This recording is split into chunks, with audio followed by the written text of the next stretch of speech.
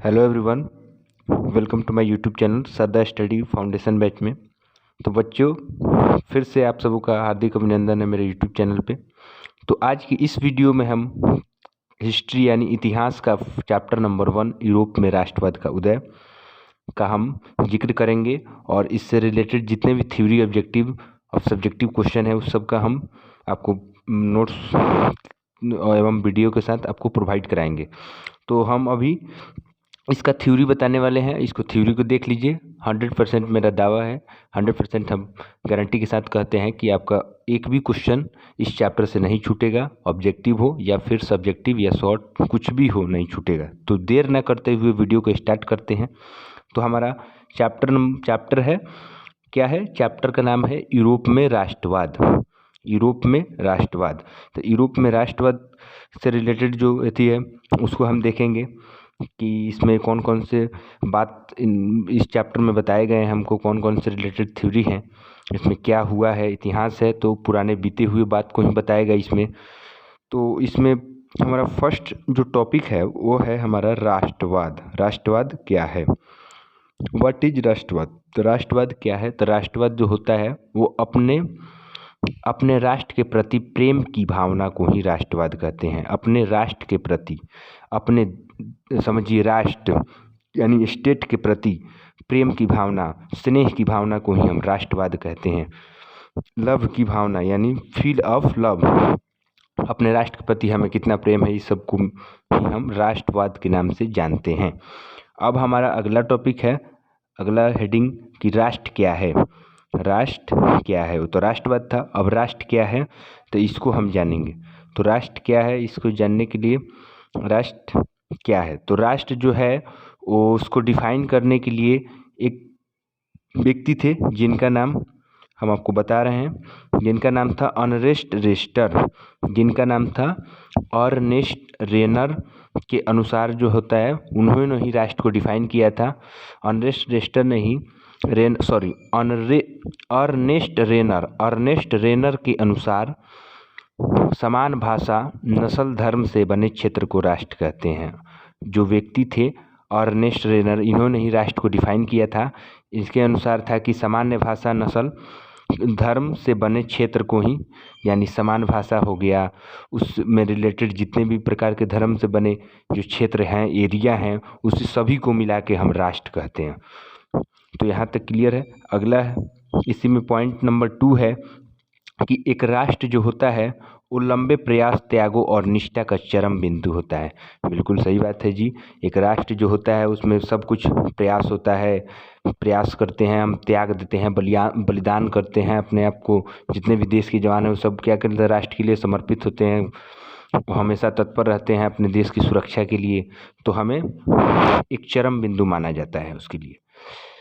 कहता है कि राष्ट्र के अंतर्गत ही कि 18वीं शताब्दी में कई देश जैसे कि जर्मनी हो गए, इटली हो गए तथा स्विट्जरलैंड जैसे आदि उस रूप में नहीं थे।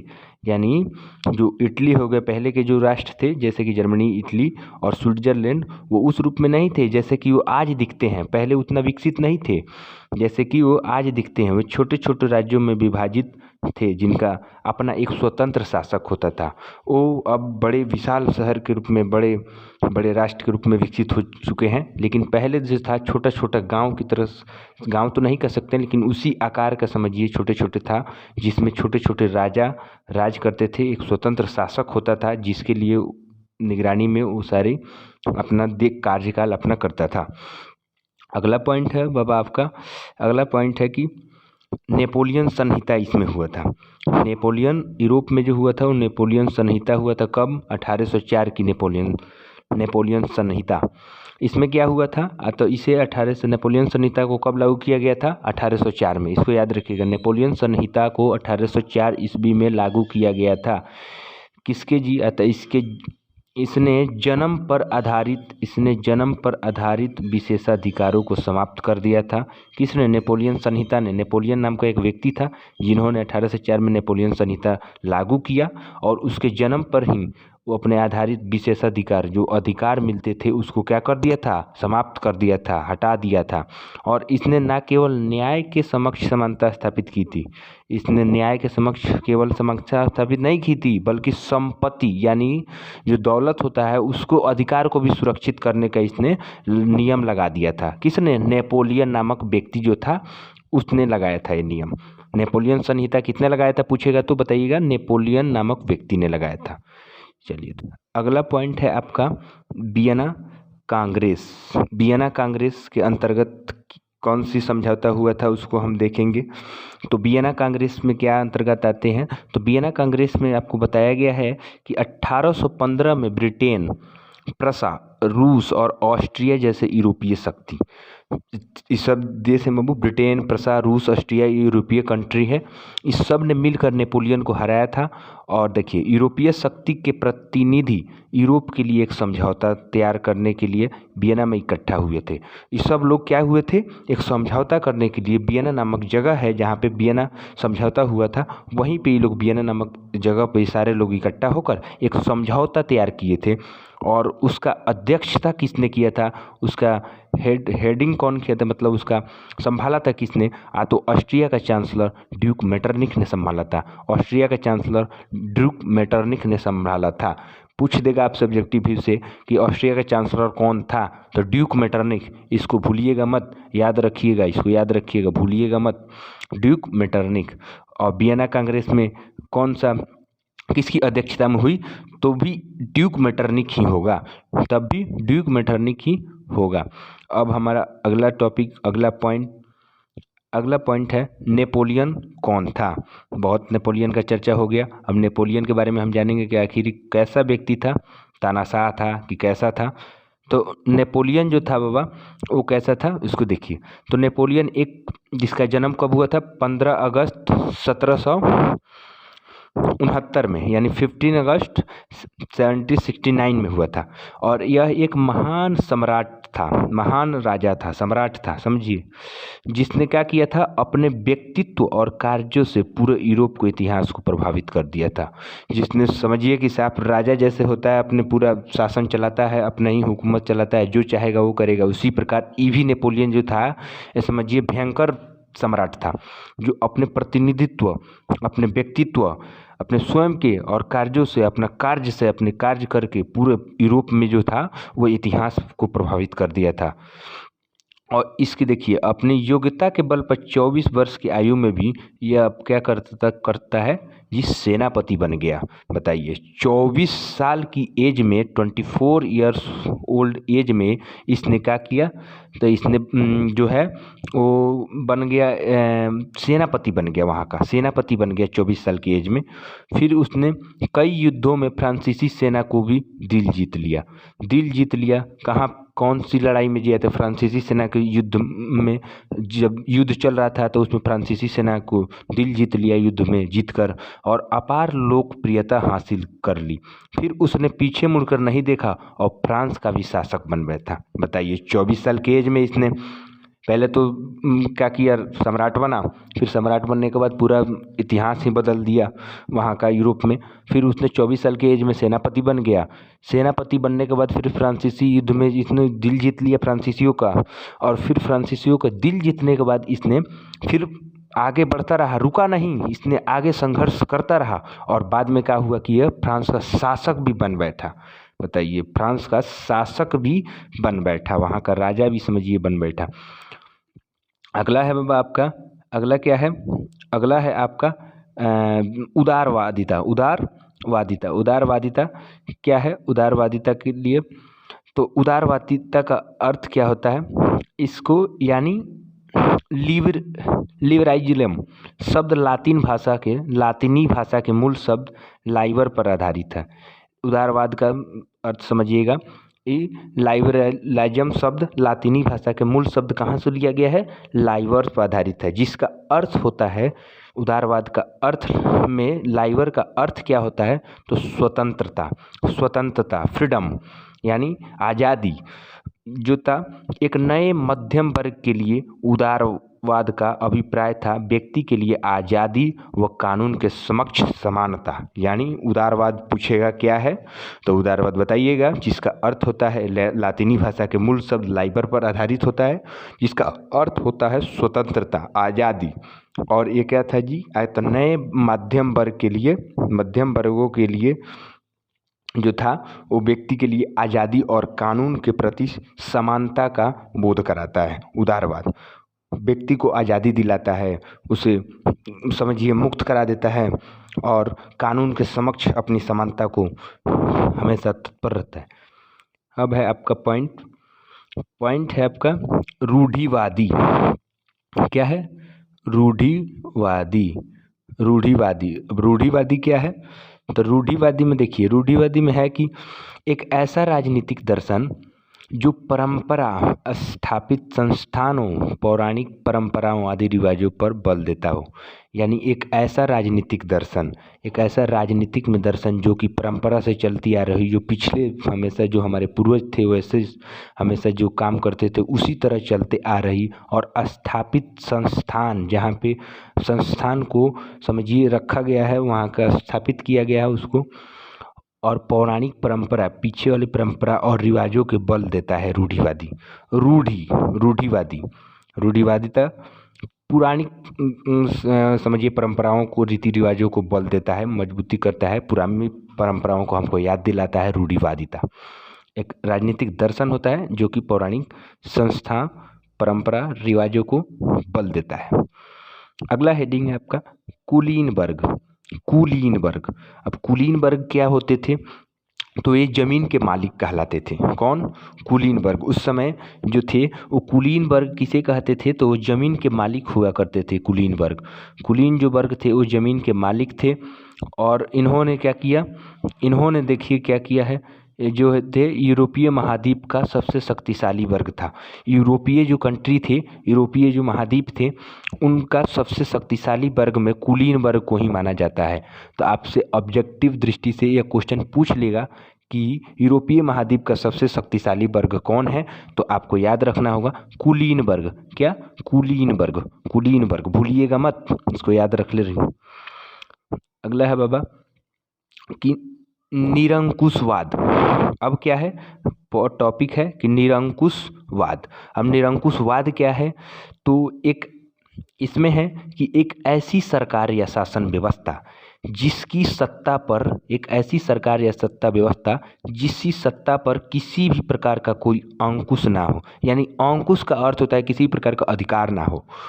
एक ऐसी शासन व्यवस्था निरंकुश, बिना किसी का अंकुश हुए, किसी का अधिकार हुए, ऐसा शासन व्यवस्था या ऐसी सरकार जिसकी सत्ता पर, जिसकी मतलब कुर्सी पे किसी का भी अधिकार ना हो, तो वैसी व्यवस्था को ही हम निरंकुशवाद कहते हैं। वैसी व्यवस्था निरंकुशवाद कहलाती है जिस पर किसी भी सरकार और शासन व्यवस्था का सत्ता पर कोई अधिकार ना हो, अंकुश ना हो। अगला है जनमत संग्रह। क्या है?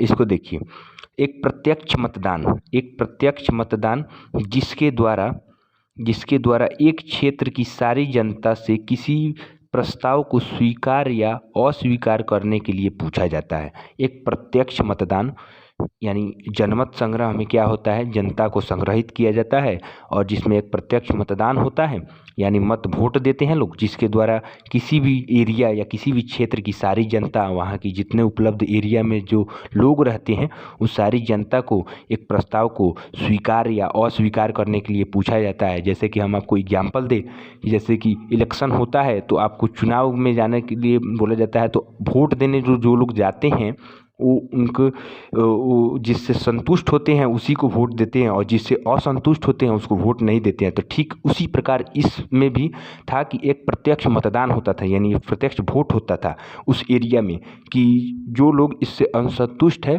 तो वो अपना बताएं, और जो लोग स्वीकार करते थे यानी संतुष्ट थे उसका प्रस्ताव अपना वो लोग रखते थे। तो इनसे पूछा जाता था कि कौन से लोग जो स्वीकार करते हैं यानी संतुष्ट हैं, और कौन से लोग अस्वीकार हैं जो असंतुष्ट हैं।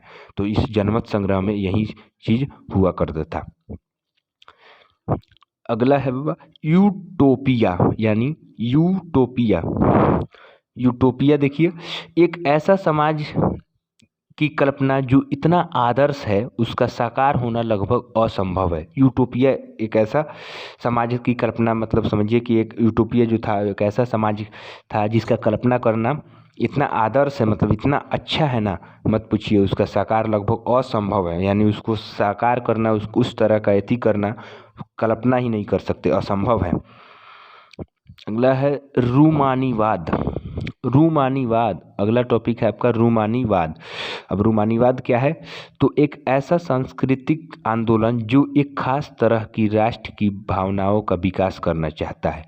रूमानीवाद के अंतर्गत क्या होता है जी? तो एक ऐसा सांस्कृतिक आंदोलन होता है जो किसी खास राष्ट्र ये भावनाओं को विकास करना चाहता है, जो राष्ट्र के अंतर्गत जितने भी भावनाएं हैं हमको उसको विकसित करने के लिए, उसको डेवलपमेंट करने के लिए एक सांस्कृतिक आंदोलन होता है। एक सांस्कृतिक आंदोलन होता है कि उस एरिया में उस राष्ट्रीय भावना को विकास किया जाए, उस मतलब जो राष्ट्र की भावना है उसको डेवलपमेंट किया जाए, इसके अंतर्गत ये चीज़ आते हैं। अब है नारीवाद स्त्री। नारीवाद स्त्री, नारीवाद स्त्री में क्या है? तो नारीवाद स्त्री को देखिए, पुरुष को सामाजिक, आर्थिक और राजनीतिक समानताओं की सोच के आधार पर महिलाओं के लिए अधिकार और हितों की बोध नारीवाद है।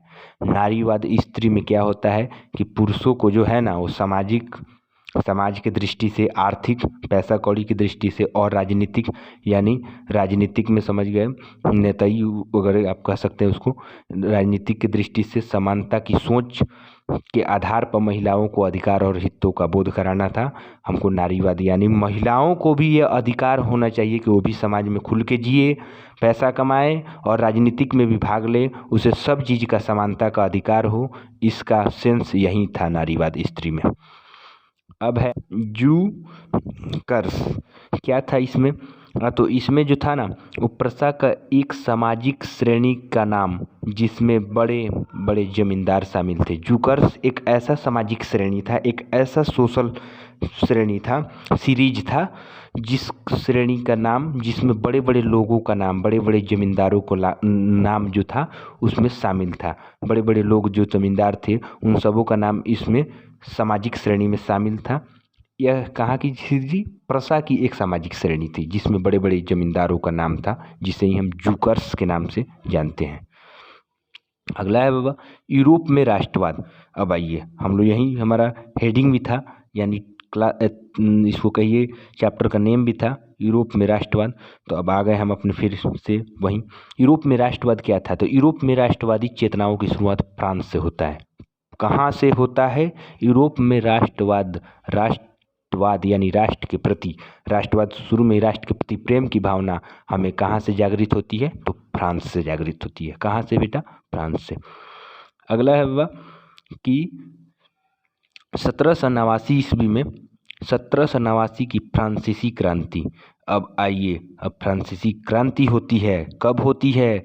1789 में हो जाती है फ्रांसीसी क्रांति। यूरोप में फ्रांसीसी क्रांति हो जाती है। राष्ट्रीय चेतना की शुरुआत जब फ्रांस में हुई, प्रेम की भावना हुई, तो समझिए फ्रांसीसी क्रांति भी वहीं से शुरू होती है 1789 में। तो फ्रांसीसी क्रांति जो है वो 1789 की फ्रांसीसी क्रांति राष्ट्रवाद की पहली स्पष्ट अभिव्यक्ति थी। इसने फ्रांस में राजतंत्र समाप्त कर, यानी राजा का शासन को समाप्त कर दिया, प्रभु सत्ता फ्रांसीसी नागरिकों को सौंपी। और इसमें जो है ना सत्ता का अधिकार किसको सौंपा? जनता को सौंप दिया, नागरिक को सौंप दिया। और इस क्रांति से पहले फ्रांस एक ऐसा राज्य था जिसने संपूर्ण भूभाग पर एक निरंकुश राजा का शासन था। यानी इस क्रांति ने पहली बार फ्रांस में एक ऐसा राज्य विकसित किया जिस पे सब कुछ, यानी किसी भी निरंकुश राजा, किसी भी राजा का शासन नहीं था। समझिए कि प्रजा का शासन वहाँ चलने लगा। किससे जी? अतः 1789 की फ्रांसीसी क्रांति के दौरान वहाँ पे निरंकुश राजा का शासन चलने लगा, यानी राजा का अधिकार समाप्त, निरंकुश राजा, प्रजा का अधिकार उसमें आ गया, फ्रांसीसी नागरिक को सौंप दिया। अब अगला आपका टॉपिक बना कि सामूहिक पहचान बनाने के लिए उठाए गए कदम। अब सामूहिक पहचान बनाने के लिए कौन कौन से कदम उठाए गए, तो पॉइंट नंबर 1 कहता है आपको कि प्रत्येक राज्य में से एक स्टेट जनरल चुना गया। जब बाहर सी बात है, जब वहाँ पे क्रांति हुई, वहाँ का राजा को हटाकर वहाँ के प्रजा को बनाया गया, तो कुछ ना कुछ नियम कानून तो बनाना होगा। बिना नियम कानून बनाने के लिए कौन पहचान में आएगा, सामूहिक पहचान उठाया जाएगा कि कौन क्या है, तो इसके लिए हमें किया गया। तो देखिए इसके लिए क्या किया गया, प्रत्येक राज्य से एक स्टेट जनरल को चुना गया और उसका नाम बदलकर नेशनल असेंबली रख दिया गया। स्टेट जनरल का नाम बदलकर नेशनल असेंबली रख दिया गया। क्या रख दिया गया, national assembly. National assembly state general को चुनकर और उसमें उसका नाम नेशनल असेंबली रख दिया गया। अब है पॉइंट नंबर 2 कि फ्रेंच भाषा को राष्ट्रभाषा घोषित कर दिया गया। अब जो फ्रेंचाइजीज भाषा थी, फ्रेंचाइजीज जो लैंग्वेज थी फ्रांस की, जो लैंग्वेज को फ्रेंच भाषा होती है फ्रांस की लैंग्वेज, और उस भाषा को हम राष्ट्रभाषा यानी राष्ट्र की भाषा को के रूप में उसको दर्जा मिल गया। पॉइंट नंबर 3 कह रहा है आपको कि एक प्रशासनिक व्यवस्था लागू किया गया, यानी प्रशासन की व्यवस्था, यानी जितने भी पुलिस प्रशासन है यहाँ पे, जितने भी प्रशासन हो गए, एसडीएम, सब कुछ को वहाँ व्यवस्था को लागू कर दिया गया, जिससे कि सबको समान कानून का अनुभव हो सके। यानी जब जिसको आवश्यकता पड़े तब अपना वो प्रशासन के माध्यम से अपने अधिकारों एवं अपने समझिए आवश्यकताओं को पूर्ति कर सके। उसको कोई भी दिक्कत परेशानी हो तो अपने प्रशासन के माध्यम से उसको सुलझाए, उसको ठीक करने की चीज काम नहीं करे। अब पॉइंट नंबर 4 कहता है कि आंतरिक या आयात और निर्यात। ये आयात और निर्यात क्या होते हैं, जब कोई चीज़ अपने देश में आता है तो उसे आयात कहते हैं। जब कोई चीज़ बाहर से अपने देश में आता है, जैसे कि बहुत सारे चीज़ होते हैं, कभी कभी कपड़ा हो गया, कुछ भी हो गया, मतलब कोई भी चीज़ वस्तुएं हमारी आवश्यकता की पूर्ति के लिए बाहर से बाहर बनती है और हमारे देशों में आती है, तो वैसे चीज़ को हम आयात करते हैं यानी मंगवाते हैं। और निर्यात क्या होता है, जब हमारे देश में बन के वो दूसरे देश में जाता है तो उसे हम निर्यात कहते हैं। हाँ जी, तो आंतरिक आयात और निर्यात आने जाने के लिए वस्तु जो थी उस सीमा शुल्क समाप्त कर दिया गया। यानी जब होता था क्या था, पहले होता था कि जो बॉर्डर था उस पर जब आप कोई वस्तु इधर से यानी अपने देश से दूसरे देश में ले जाइएगा तो उसके लिए शुल्क लगता था, यानी कुछ समझिए उसको क्या कहते हैं, टैक्स देना पड़ता था। लेकिन अब उसको क्या कर दिया गया, समाप्त कर दिया गया। चाहे वो दूसरे देश से हमारे देश में लाए या हम दूसरे देश में ले जाएं, कोई टैक्स नहीं लगेगा, कर दिया गया, समाप्त कर दिया गया शुल्क को।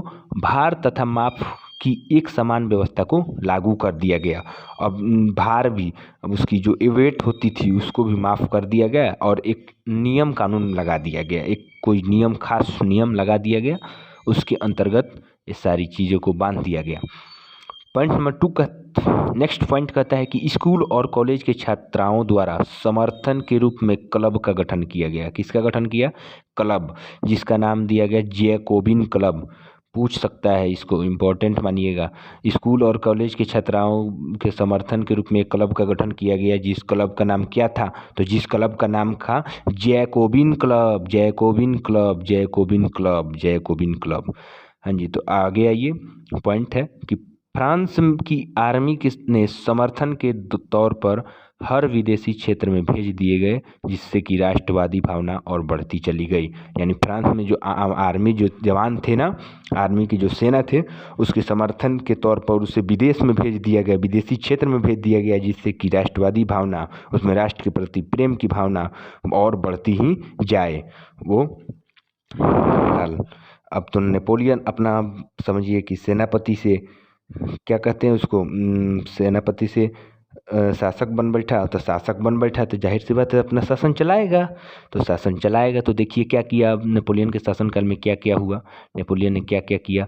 तो पॉइंट नंबर 1 कहता है कि जब नेपोलियन फ्रांस पर अपना शासन चलाना शुरू किया तो उसने प्रजातंत्र को हटाकर राजतंत्र को स्थापित कर दिया। ये बताइए, प्रजातंत्र जो था फ्रांस में, वो तो पहले फ्रांस वाला फ्रांसीसी क्रांति हुआ था, तो उसमें फ्रांसीसी क्रांति ने उसको राजा को हटाकर प्रजातंत्र कर दिया। अब ई का हुआ, ई जैसे ही जीत के आया तो ई कहा नहीं, प्रजातंत्र नहीं रहेगा, अब हम शासक बन बैठेंगे, हम शासक हैं, अब प्रजातंत्र को हटाकर राजा का तंत्र चलेगा, यानी राजा का शासन चलेगा।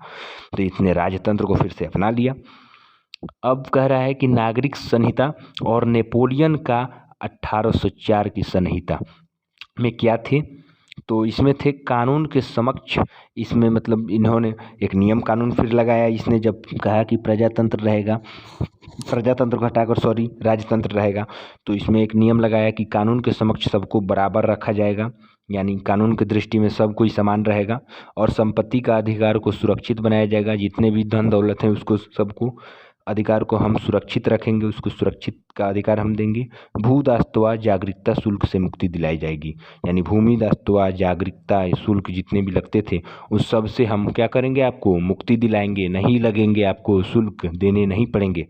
देखिए अब लोगों को कैसे ये भड़काता है।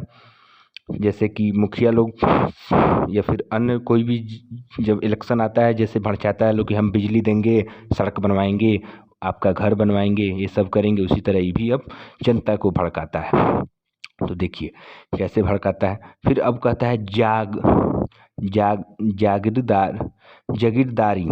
जागीरदारी क्या हुआ, तो इसके तहत क्या हुआ था, तो इसके तहत किसान जमींदारों और उद्योगपति द्वारा तैयार सामान को कुछ हिस्सा कर के रूप में सरकार को देना पड़ता था। जागीरदारी के अंतर्गत क्या होता था, जितने भी किसान थे अपने फसल को बोते थे और काटते थे और उससे जो मतलब बेचते थे, तो और उद्योगपति जितने भी हुए, जितने भी उद्योग चलाने वाले, कारखाना समझिए चलाने वाले, उससे जो तैयार माल होता था उन लोगों को क्या करना पड़ा, कर देना पड़ा, यानी टैक्स देना पड़ा सरकार को। टैक्स भी उन लोगों से लेता था उन लोगों से। नेपोलियन के समय व्यापार, आवागमन और संचार में बहुत ज़्यादा विकास हुआ, लेकिन इतना कुछ करने के बावजूद भी इसके जो पीरियड में, जो इसके शासनकाल में जो था वो, यानी व्यापार जो था उसके समय वो वृद्धि हुआ, यानी ज़्यादा विकसित हुआ। आवागमन, आने जाने के लिए संचार व्यवस्था बहुत ज़्यादा विकसित हो गया। फिर कहता है कि राष्ट्रीयवादी विचार को बांटने के लिए उन्होंने कुछ क्षेत्र पर कब्जा कर लिया, यानी राष्ट्रवादी विचार को बांटने के लिए फिर उसने क्या किया, कुछ क्षेत्र पर अपना अधिकार जमा लिया और कर को बढ़ाया, यानी टैक्स को बढ़ा दिया और जबरन भर्ती जैसे अनेक कानून व्यवस्था स्थापित कर दिया। धीरे धीरे अंगुली पकड़ते पकड़ते पूरा हाथ पकड़ ले रहा है। जैसे कि जिस प्रकार समझिए कि धीरे धीरे अंगुली पकड़ रहा है, अंगुली पकड़ते पकड़ते पकड़ते पकड़ते पूरा गट्टा पकड़ लिया। तो और जबरन भर्ती अनेक कानून अब बनाने लगा।